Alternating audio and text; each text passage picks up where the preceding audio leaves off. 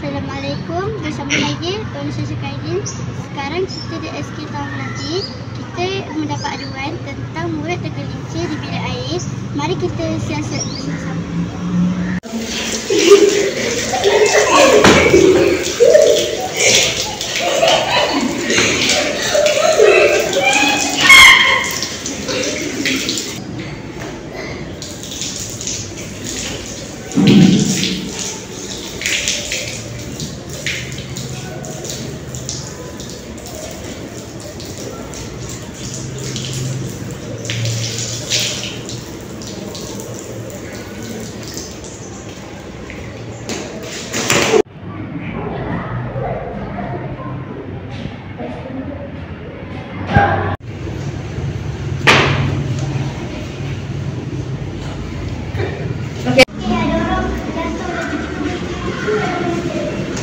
Bersama saya, Syasha Kaidin, dan bersama dua anggota polis.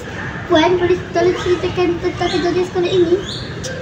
Pihak polis mendapat aduan daripada cikgu tentang pelajar yang tergelincir di tandas. Pihak polis memandang serius terhadap kejadian ini. Keluarga pelajar ambil tahu pasal perkara itu.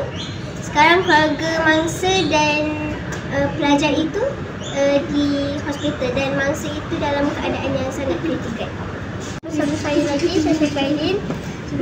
Sampai jumpa di berita seterusnya. Anda tonton video ini sampai habis, saya mahu nasihatkan anda jangan bermain air di mana-mana pun.